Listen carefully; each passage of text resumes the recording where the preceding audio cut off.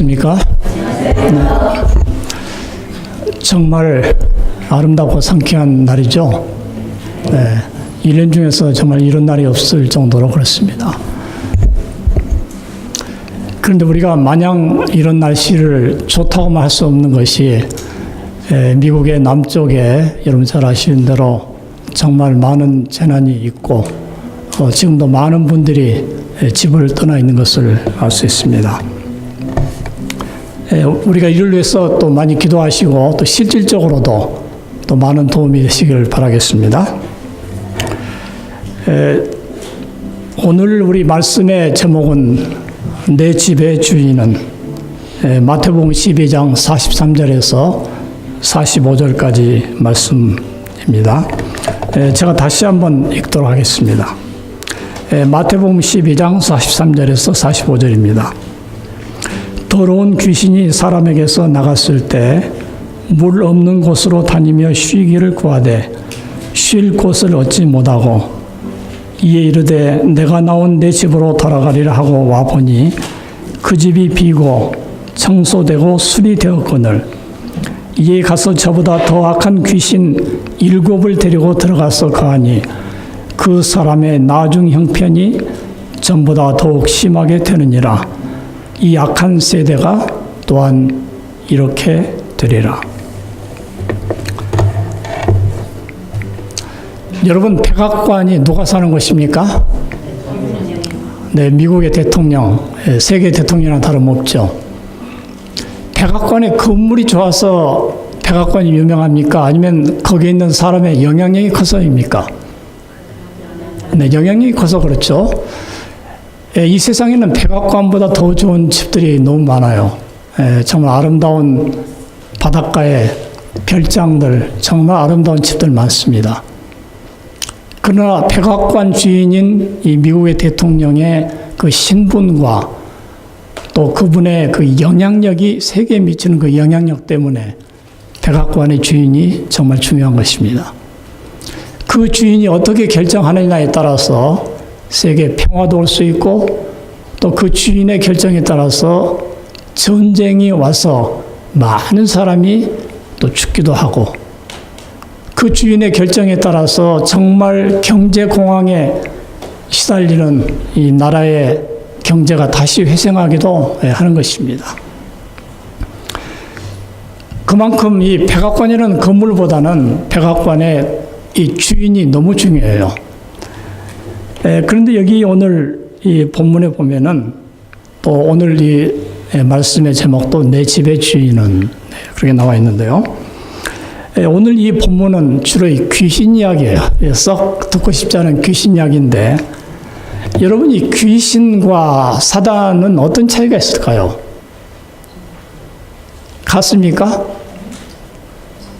우리 성경을 중심으로 했을 때 귀신과 사단은 어떻게 차이가 있습니까? 흔히 우리는 이 마귀 하면은 사단을 마귀라고 그래요.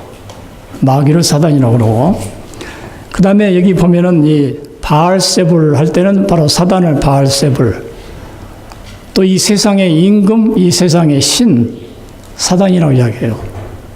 또 한 가지는 귀신의 왕이라고도 해요. 그러니까 귀신과 사단이 좀 다른 것 같은데 귀신의 왕이라고도 그렇게 하죠.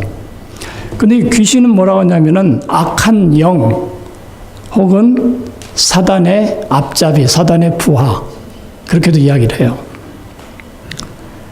그러나 예수님께서는 사단과 귀신을 같이 이야기하신 대목이 좀 있습니다. 어딘지 아시겠어요? 어떤 사람이 이 귀신 들려서 긴 세월을 귀신 들려가지고 시달렸는데 예수님은 그걸 가르치셔서 사단에게 매인바 된 사람이다, 그렇게 이야기를 하셨어요. 여러분 기억하시지 않습니까? 또 한 번은 예수께서 귀신을 많이 쫓아내니까 이걸 보는 또 유대 종교 지도자들이 귀신이 귀신을 쫓아내는데 예수님은 귀신이라고도 하고 또 가족들은 미친 사람이라고 그랬어요. 근데 예수께서 뭐라고 대답하셨습니까? 어떻게 사단이 사단을 쫓아낼 수 있느냐, 그렇게 이야기하셨죠. 그러니까 예수님께서는 이 귀신과 사단을 결국은 같은 종류로 그렇게 보셨습니다. 그래서 오늘 우리가 이 말씀을 생각할 때, 귀신에 대해서 이야기할 때 우리는 항상 사단을 염두에 두면서 우리 생각을 해야 되겠습니다. 오늘 이 내 집이라고 그랬는데 마태복음 12장 아까 읽었던 것 중에서 43절, 44절을 우리 다시 한번 여기 보면 이렇게 되어 있어요. 더러운 귀신이 사람에게서 나갔을 때 물 없는 곳으로 다니며 쉬기를 구하되 쉴 곳을 얻지 못하고 이에 이르되 내가 나온 뭐라고 했어요? 내 집으로. 분명히 사람인데 귀신이 나갔다 들어오면서 귀신이 뭐라 했어요? 내 집이다. 그렇게 이야기를 했어요. 여러분, 이건 너무 중요합니다. 그래서 우리의 이 몸은 우리 것이 아니고 많은 경우에 귀신, 사단의 집이다 이것입니다. 내 집이라고 이렇게 감히 이야기를 하잖아요. 그렇죠? 이 사람에게. 근데 이 마태복음 6장 24절에 보시면은 예수님께서 사람이 두 주인을 섬길 수 없다고 그랬어요. 우리가 섬기는 주인은 딱 둘인데 하나는 벌써 답이 나왔잖아요. 사단이 한 주인이고 또 한 주인은 누굽니까? 하나님이에요. 왜냐하면 예수께서 이 마태복음 6장 24절 이야기할 때 너희가 하나님과 재물을 함께 섬길 수 없다고 그랬습니다. 근데 여기서 우리 재물을 하면 이제 돈을 생각하는데 여기서 원래의 뜻은 소위 매몬, 돈의 신이에요. 돈의 신. 여러분이 돈이 나쁜 건 아니죠. 그러나 돈의 그 역기능적인 그걸 보면은 여러분이 돈을 사랑하는 것으로 인해서 이 세상에 비극이 얼마나 많습니까? 부모와 자녀, 형제 간에 돈 때문에 생기는 거 얼마나 살인까지도 쉽게 저지르잖아요. 그래서 뭐라고 했습니까? 돈을 사랑함이 무엇에 일만하게 뿌리다 그랬어요. 뿌리. 근데 영성경에 보면 일만악이라고 않고 모든 악의 뿌리라고 그랬습니다. 여러분이 아나니아가 이 교회에 바쳐야 되는 그 토지를 팔아서 바쳐야 되는 것에 일부를 딱 떼고 나머지를 바쳤잖아요. 그때 베드로가 뭐라고 그랬습니까? 너희가 어찌 성령을 속였느냐 하면서 너희 마음이 사단으로 가득했다. 그렇게 이야기했어요. 아나니아가 그냥 단순한 돈 욕심이 아니라 사단으로 가득해서 결국은 그런 욕심을 냈던 것입니다. 그러고 보면 우리의 두 주인은 누굽니까? 하나님과 사단인 것입니다. 네, 이건 예수님께서 분명히 이야기하셨는데, 그래서 마태복음 6장 24절 그 후에 보면은 하나님과 사단 사이의 두 주인의 관계를 어떻게 이야기하셨냐면은 하나님을 사랑하면은 사단을 미워하게 되고 사단을 사랑하면은 하나님을 미워하게 되고 그 다음에 하나님을 중히 여기면 사단을 경하게 여기고 하나님을 경하게 여기면 사단을 중하게 여기고 그래서 하나님과 사단의 이 두 주인 사이가 완전히 극과 극이라는 것을 예수께서 직접 이야기를 하셨어요. 우리도 그렇잖아요. 하나님을 사랑하고 하나님 앞에 충성을 했을 때는 자연히 사단의 일을 미워하게 되고 또 우리가 세상과 사단의 일에 몰두했을 때는 자연히 하나님을 소홀하게 되고 경하게 여기는 것은 너무나 자명한 사실인 것입니다. 사도 바울은 이걸 좀 더 구체적으로 이야기를 했어요. 에베소 2장 22절에 보면은 너희도 성령 안에서 하나님의 거하실 처소다. 그러니까 성령 안에서 하나님이 거하시는 집이다 이것입니다. 우리가. 또 고린도전서 6장 19절 이하에 보면은 너희 몸은 너희 가운데 계신 성령의 전이다. 우리 몸이 성령께서 거하시는 곳이다. 그러니까 성령님의 집이다 이것입니다.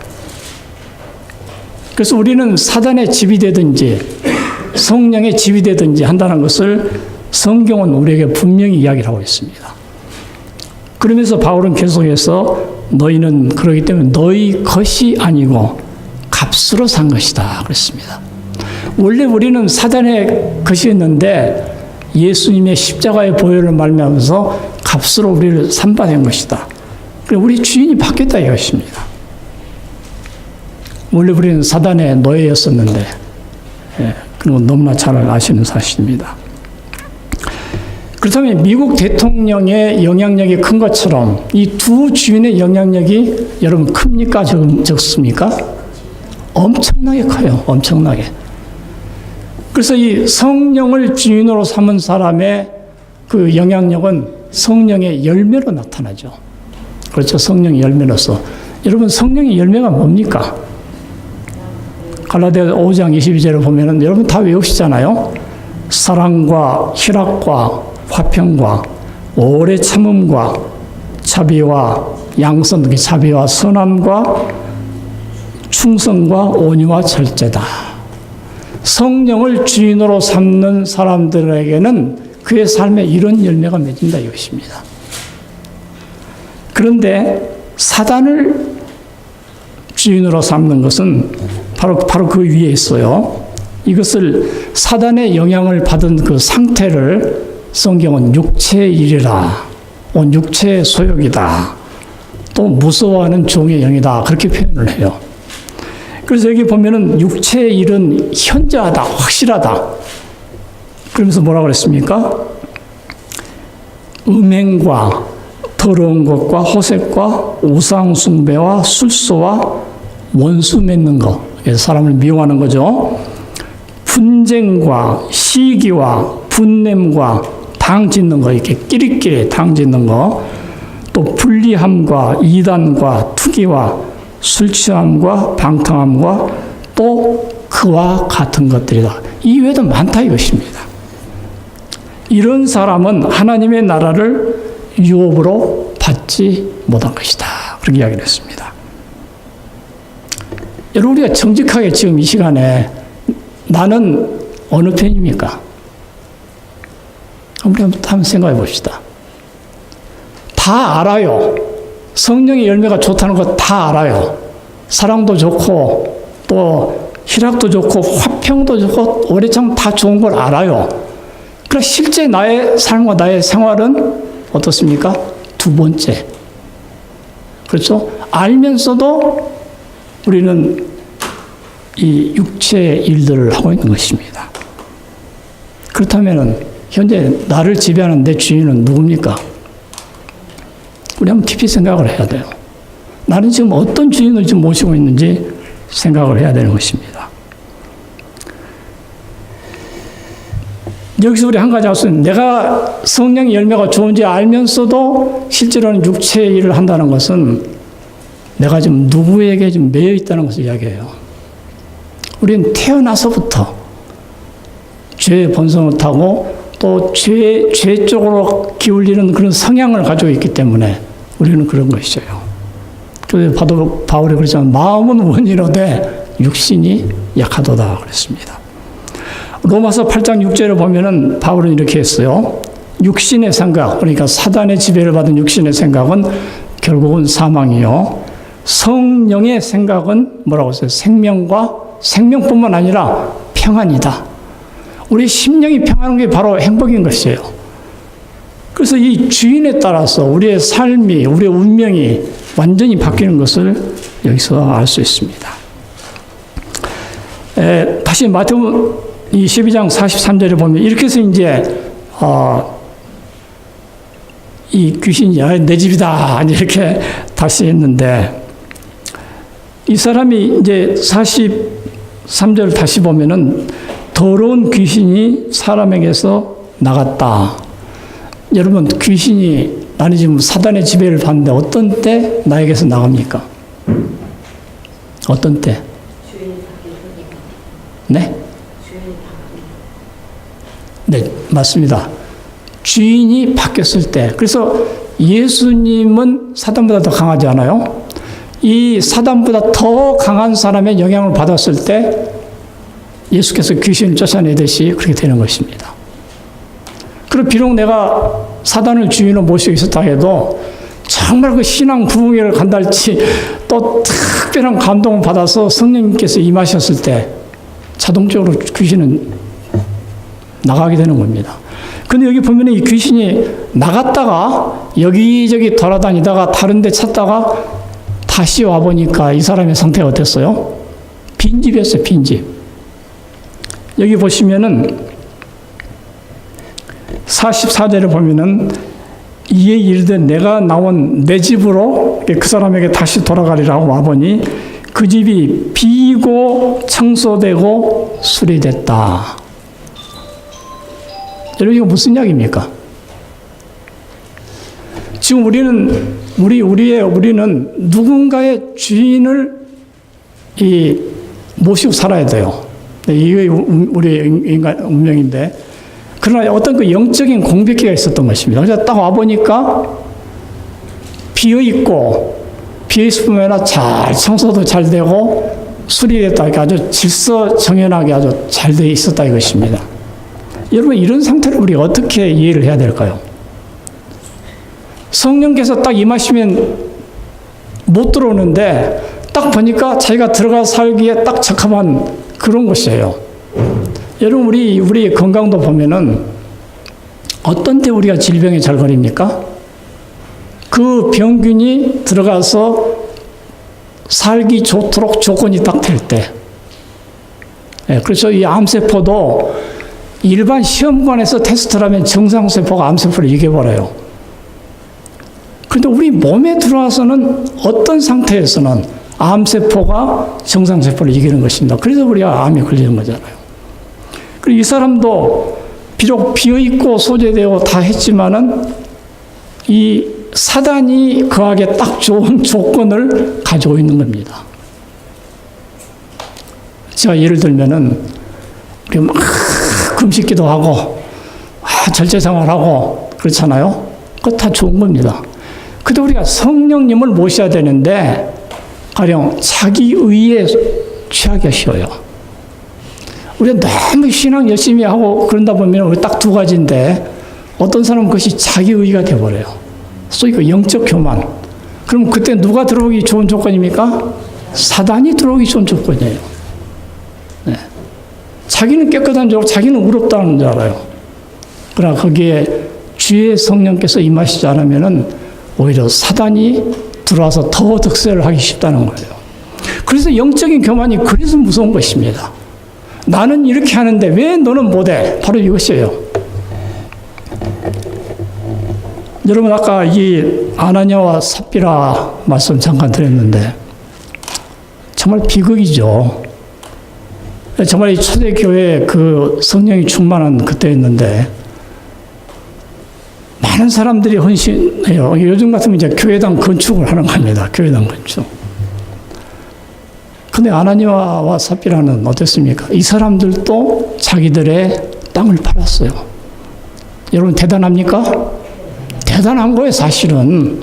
사람들이 보기에 저 사람 자기의 소유를 팔았다면 대단한 것으로 우리가 보여지는 것입니다. 근데 자기가 하나님 앞에 약속한 것을 다 드려야 되는데, 가령 땅을 파는데 10만 불이 나왔다. 한 2만 불 딱 뗀 거예요, 자기 것으로. 그냥 8만 불만 드리자. 뭐 적당한 선에서. 그러면 일반 다른 사람들이 보기에, 이야, 대단하다. 겉으로 보기에는 그래요. 그러나 하나님이 보시기에는, 여기 보면 베드로가 그랬죠. 어찌해서 사단이 내 마음에 가득하여, 그러니까 사단이 딱 지배하고 있는 거예요. 성령을 속이고 땅값 얼마를 감추느냐. 그랬습니다. 여러분이 우리가 하나님 앞에 약속한 것에 대해서 정말 신실하게 지켜야 되는 것입니다. 그래서 여기서 우리가 배울 수 있는 교훈은 우리 마음에 사단이 주인이 되고 사단이 가득한 상태에서도 하나님을 위해서 봉사를 할 수 있다 이것입니까? 할 수 있어요. 아나니아와 삽비라는 상당한 부분을 드린 것입니다. 자기들은 만족했을 거예요. 내가 이만큼 드렸으니, 교회를 위해서 이만큼 했으니. 그런데 그 마음속에는 사단이 있었다 이것입니다. 그래서 우리는 혹시 내가 교회를 위해서 봉사할 때, 내가 뭐 이 정도면 됐지 했을 때 우리가 조심해야 돼요. 정말 사단의 지배하에서도 우리가 어느 정도의 헌신은 가능하다는 것을 생각을 해야 되겠습니다. 여러분이 사단의 능력에 대해서 우리 화이트 선지의 여러 가지 글들을 보면은 정말 자상하게 나와 있습니다. 저는 이걸 보면서 정말 이분은 이 시대의 선지자라는 걸 제가 다시 한번 느꼈어요. 이 증언보감을 보면서 제가 몇 가지만 잠깐 여러분들과 나누고 싶습니다. 이 증언보감 일본에 보면 이런 말씀이 있어요. 사단에 관해서, 사단의 능력에 대해서 이런 이야기하고 있습니다. 타락한 인간은 사단의 합법적인 포로이다 그랬어요. 사단의 합법적인 포로이다. 그리스도의 사명은 사람들이 이 원수의 큰 능력으로부터 구원을 얻는 것이다. 여러분 그렇죠? 우리는 사단의 포로 속에서 포로로서 본성적으로 우리는 그렇게 태어났기 때문에 예수님은 바로 여기서부터 우리를 해방시키는 것이다 이것입니다. 인간은 선천적으로 사단을 따르는 경향이 있다. 아까도 제가 성령의 열매와 육체의 그 일들 이야기하면서 성령 열매가 다 좋은지 알면서도 결국 우리는 육체의 일을 따르는 그런 경향이 있다 이것입니다. 이것이 선천적으로 그렇다 이것입니다. 사단은 우리의 영혼의 파괴를 위해서 한시도 방심하지 않는다. 무서운 말인 것입니다. 그러면서 이 선지자는 이렇게 이야기했어요. 이것을 이해하는 것은 하나님의 백성에게 매우 중요하다. 우리가 방심하고 있는 동안 사단은 한시도 방심하지 않고 있는데 이것을 이해하는 것은 우리에게 매우 중요하다고 이야기를 하고 있습니다. 그것도 이렇게 이야기하고 있어요. 사단은 사람들이 자기 사단을 과소평가하기를 바란다. 여러분이 사단하면은 많은 경우에 우리 애들 가르치도 그렇잖아요. 뿔이 달리고 막 험하게 생기고 막 이빨이 막 험하고 막 그런 그림 보여주잖아요. 혐오감을 느끼게. 근데 오히려 사단은 그래서 더 좋아한다 이것입니다. 사단은 뭐 그냥 그 무서운 그 짐승 같은 거 해서 과소평가하기를 오히려 사단은 더 바란다 이것이에요.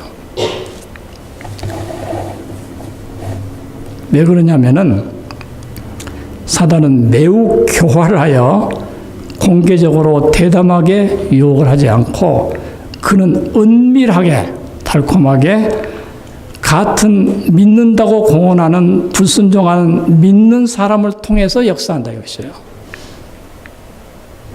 은밀하게 아주 아름답게 달콤하게 어떤 거 마귀의 형태로 막 그러는 게 아니라 그렇게 하기 때문에 사단을 그냥 뭐 마귀 형태로 그런 것을 사단은 오히려 좋아한다 이것입니다. 여러분 이거 분명히 우리가 이해를 하는 것이 중요합니다. 사단은 감히 그리스도를 대면하여 유혹과 조롱을 했던 그 사단은 그리스도보다 훨씬 열등하고 사단의 교묘한 능력에 거의 무지한 바로 우리들 현 세대인에게 대단한 능력을 행사한다 그랬습니다. 여러분 예수님처럼 정말 죄가 없으시고 모든 유혹을 말씀으로 물리치셨던 예수님께도 대항했고 예수님께도 감히 유혹을 하고 조롱을 했던 그가 아무런 사단에 대해서 무지하고 방비 없는 우리에게 어떻게 하겠냐 이것입니다. 심각한 이야기인 것입니다. 그러면서 이 화인 여사는 자기 자신에 대해서 이렇게 이야기를 하고 있습니다. 특별히 우리 재림교회는 사단의 특별한 공격 목표임을 나는 보았다. 이 마지막 시대에 정말 이 외쳐야 되는 우리에게 사단의 특별한 공격 목표임을 나는 보았다. 나도 수년간 마음의 시련이 있었고 하나님의 사업에 대한 관여는, 이게 화이트폰이 얼마나 하나님의 사업에 대해서 많이 관여를 하고 그랬습니까? 자주 말로 표현 불가능한 슬픔과 낭망의 짐을 지어주었다. 화이트폰에게 믿음으로 또 계시를 받고 했지만은 그 개인적으로 많은 고통을 받았다 이것입니다. 이 교회에서도 정말 하나님 사업을 하려고 할 때 어려움이 있습니까? 없습니까? 있게 되는 거예요. 있게 되는 것입니다. 근데 그 다음 말씀이 저에게 너무 큰 충격을 줬어요. 수년 동안 나는 무덤을 편안한 휴식처로 삼아왔다. 얼마나 심적인 고통이 컸으면 차라리 죽어버리면은 내가 무덤에 들어가면 차라리 그것이 편안한 휴식처겠다고 화이트폰도 그렇게 생각을 했다 이것입니다.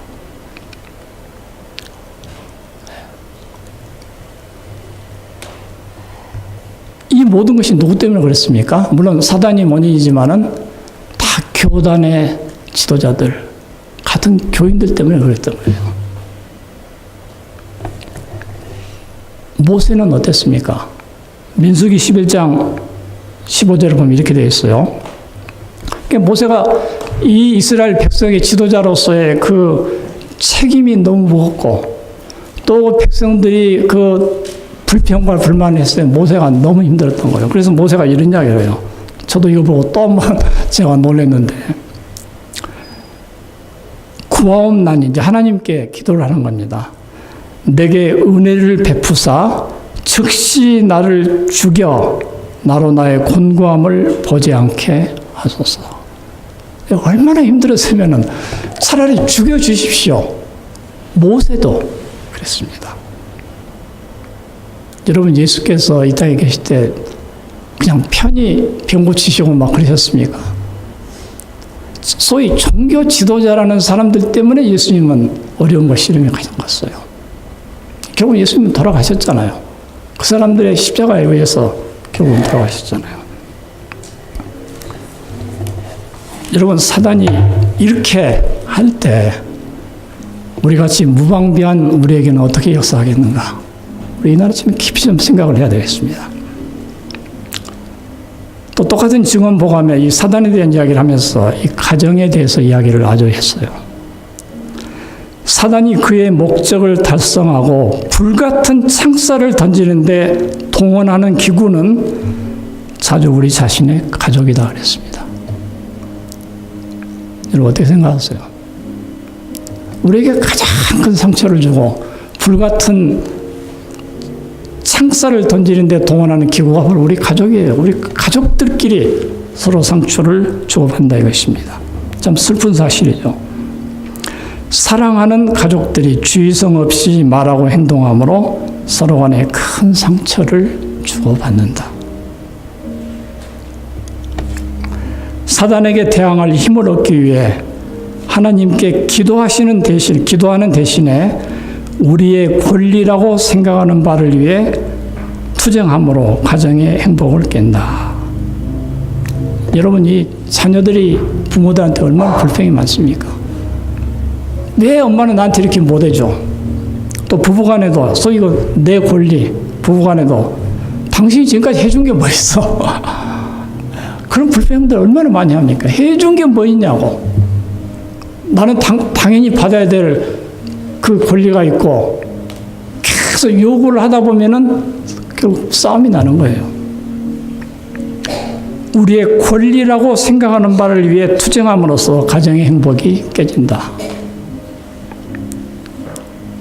이렇게 함으로 사단은 이중의 유익을 얻는다 그랬습니다. 다 지켜보고 있는 거예요, 사단은. 가정 내에서 불쾌감을 주고 성급하고 불평스러운 모든 말들은 사단의 위험 앞에 들여지는 값비싼 헌물이다. 이거 기가 막힌 말이죠. 가정 내에서 서로 불화하고 성급하고 불평스러운 모든 말은 역시 거기서 끝나는 게 아니라 사단의 위험 앞에 들여지는 값비싼 헌물을 우리가 드리고 있다 이것입니다. 네. 사단이 얼마나 기뻐하겠습니까? 서로 가정이 깨지고 하는 것을 그것은 자기 하나의 헌물을 받쳐지는 것처럼 생각할 정도로 기뻐한다 이것입니다.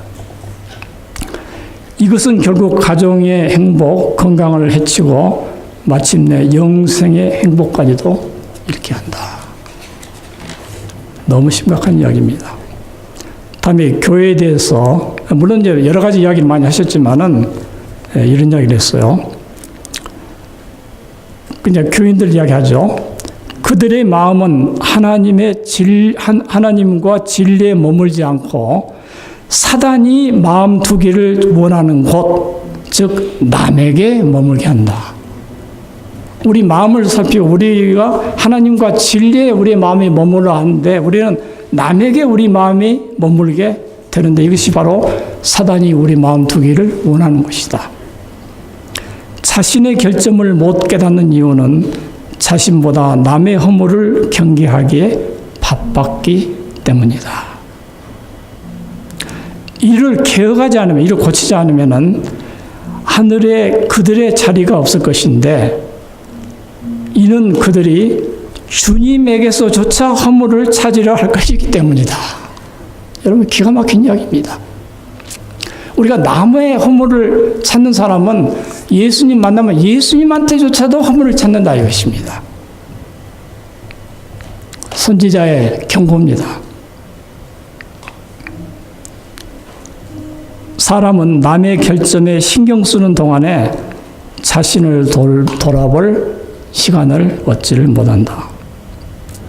봉사와 헌신과 전도를 위해서 쓰여져야 될 귀한 시간들을 작은 분란들을 해결하는 데 소목해 하는 것이 사단의 특별한 작업이다. 그랬습니다.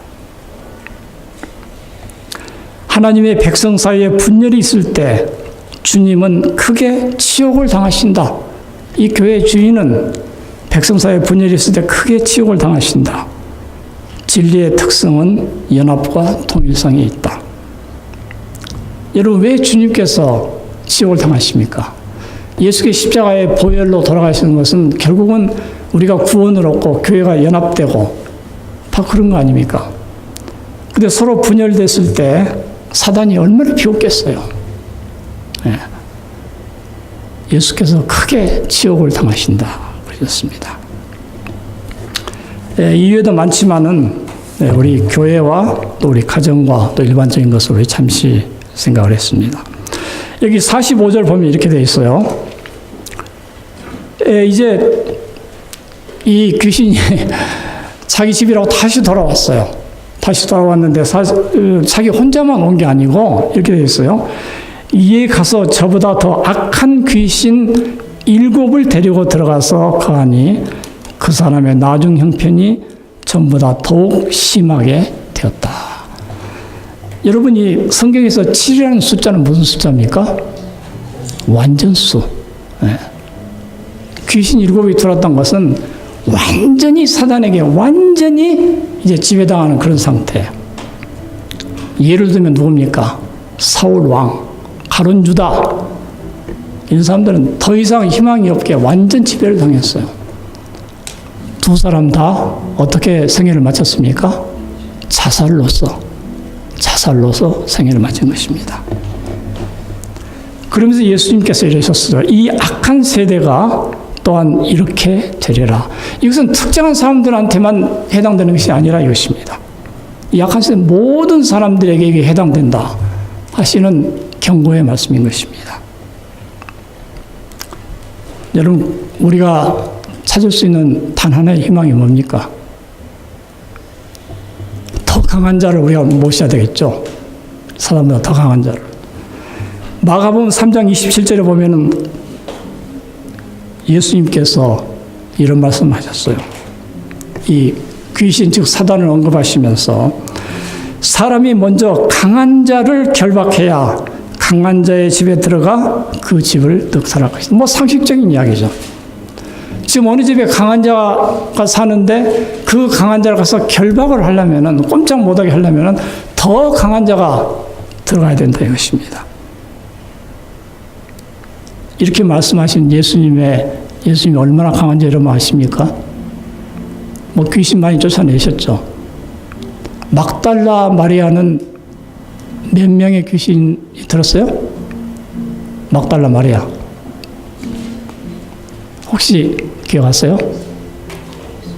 막달라 마리아를 예수께서 귀신에서 귀신 쫓아냈으니 7 귀신이 들었다고 해요. 7 귀신. 이 복음서에 다 나옵니다. 그런데 아까 우리 7은 완전수에서 도무지 희망이 없는 것처럼 보이는 더 형편이 악해지는 그렇지만은 예수님은 7 귀신이 든 막달라 마리아도 어떻게 하셨어요? 쫓아내신 것입니다. 그 귀신을. 그래서 이 막달라 마리아는 그 은혜가 너무 커서 정말 예수께 끝까지 쫓아다녔잖아요. 십자가 돌아가시기 전, 돌아가시기 후 가장 먼저 예수님의 부활을 알렸던 바로 그 사람. 네. 왜냐하면 너무 은혜가 크니까. 여러분 7 귀신에 시달릴 때 얼마나 그랬겠어요. 여러분이 거라사인은 귀신이 얼마나 있었습니까? 거라사인. 워낙 귀신들이 많아요. 아예 군대라고 그랬어요. 2,000명이라고 나와 있어요. 2,000명. 여러분 귀신 2,000이면은 정말 강해야만이 쫓아냈었어요. 예수님은 한마디로 다 쫓아냈지 않습니까? 우리는 이런 예수님을 우리 모시고 사는 것입니다. 또 여기서 예수께서 강한 자를 결박해야 된다. 여러분 결박이란 무슨 말? 딱 묶어서 결박해버리면 이제는 도망도 못 가요. 두루지도 못하고 도망도 못 가고 사단을 이렇게 결박해야 되는 것입니다. 누가? 더 강한 자가. 그래서 에베소 6장 12절에 보면은 우리의 씨름은 혈과 육에 대한 것이 아니요. 쭉 나오면서 하늘에 있는 악의 영들에 대한 것이다. 우리의 상대는, 우리가 싸울 상대는 옆에 사람들이 아니다 이거예요. 바로 하늘에 있는 악의 영들, 사단. 우리의 상대는 사단이다 이것입니다. 근데 여러분 우리가 사단을 대적할 수 있습니까? 불가능. 그러면서 13절에 그러므로 나의 전신갑주가 아니라 하나님의 전신갑주를 입으라. 이는 악한 날에 능히 대적하고 모든 일을 행한 후에 서기 위한 것이다. 여러분 하나님의 전신갑주, 그 다음에는 이제 하나님 전신갑주가 뭔가를 이야기를 하면서 6장 14절에 진리로 허리띠를 메고, 이제 우리 전신갑주가 있습니다. 의의 흉배를 붙이고 평안의 신을 신고 모든 것 위에 믿음의 방패를 가지라. 믿음이 이렇게 중요한 것입니다. 구원의 투구를 쓰고, 이게 이제 마지막으로 성령의 검, 곧 뭐라고 그랬어요? 하나님의 말씀을 가지라. 여러분 우리 투구나 다른 것들은 다 방어용이에요. 그렇죠? 방어용. 그런데 이 검은 뭡니까? 공격용이에요. 그렇죠? 다른 건 몰라도 이 검이 없으면 큰일 납니다. 하나님의 말씀이다 이것입니다. 우리 하나님의 말씀을 우리의 무기로 삼다는 게 뭡니까? 말씀을 그대로 믿음에 순종을 하는 것입니다. 있는 그대로 가감없이.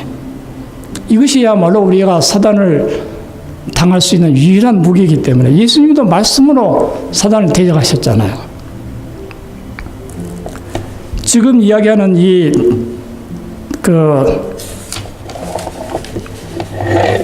하나님의 전신갑주는 아까 말씀드린 것은 나로부터 나온 건 하나도 없죠. 전부 다 하나님으로부터 오는 것입니다. 하나님이 주인이 될 때 우리가 승리할 수 있다는 것을 이야기합니다. 마가복음 9장 28절 29절을 보면은 제자들이 어떻게 이 귀신을 쫓아낼 수 있습니까? 해서 예수께서 뭐라고 그러셨습니까? 오직 기도 위에는 그렇게 할 수가 없다. 우리가 하나님의 전신갑주를 구하고 말씀을 구하기 위해서 우리 기도를 해야 되는 것입니다. 하늘과 연결되는 삶이 있어야 되는 것입니다. 마지막으로 요한계시록 3장 14절을 보시면은 여러분 잘 아시는 대로 라오디게아 교회에 대한 이야기가 나옵니다. 이것도 예수께서 하신 말씀이죠. 라오디게아 교회의 특징을 뭐라고 그랬습니까? 미적지근한 걸이라고 이야기하시면서 나는 부자라 부유하여 부족한 것이 없다 하나 너의 곤고한 것과 가련하고 가난한 것과 눕는 것과 그 다음에 뭐라 했어요? 벌거벗은 것을 알지 못한다. 그렇습니다. 지금 우리가 하나님의 전신갑주를 입고 싸워야 될 판인데 아무것도 안 입고 있는 거예요. 벌거벗고 있는 거예요. 어떻게 싸우겠습니까? 라오디게아 교회의 특징이 바로 그거다 이것입니다. 우리가 벌거벗은 채로 어떻게 싸웁니까? 우리가 말씀에 검이 있습니까? 무슨 이 구원의 투구와 믿음의 방패가 있습니까? 벌거벗은 상태. 어떻게 싸워요? 그러면서 여기에 대한 이 처방으로 예수께서 흰 옷을 사서 입어라. 여러분, 흰 옷이 뭡니까? 그 뒤에 보면은 흰 옷이 뭔가를 이야기를 하고 있습니다.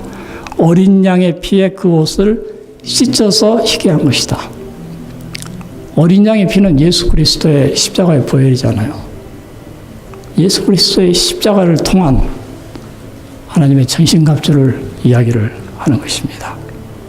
그리스도의 사랑과 의의 옷, 그야말로 말씀으로 우리가 대항하는 것을 이야기를 하고 있습니다. 그러면서 그 밑에 쭉 보면 라오디게아 교회 맨 마지막에 예수께서 뭐라고 했어요? 내가 문 밖에서 문을 두드리노니 너희가 내 음성을 듣고 뭐라고 했어요? 문을 열면 내가 너에게로 들어갈 것이다. 그래서 너와 함께 할 것이다 그랬습니다. 우리 마음에 예수님이 들어오셔야 돼요. 예수님이 우리 마음의 주인이 되셔야 되는 것입니다. 이것만이 우리가 이 땅에서도 사단의 세력에 승리할 수 있고 이것만이 우리를 영생으로 갈 수 있는 유일한 길이기 때문에 그런 것입니다. 오늘 우리는 바로 이 주님, 일곱 귀신, 2000 귀신도 한마디로 물리치신 이 주님을 우리 마음에 모셔야 되는 것입니다. 아까 말씀드렸다시피 사단이 지배하는 그 집은 결국 비극과 사망이요. 하나님의 성령께서 지배하는 집은 평안과 생명인 것입니다. 오늘 정말 더 강한 우리 주님, 그 주의 성령께서 우리의 심령 속에서 우리의 주인이 되시게 우리가 계속 그 주인을 모시는 그런 사람 가운데서 우리의 가정이 평안이 있고 가정에 구원이 있고 또 교회가 연합이 되리라고 그렇게 생각합니다. 그런 경험을 가지시는 우리 모두가 되시기를 바라면서 말씀을 마치도록 하겠습니다.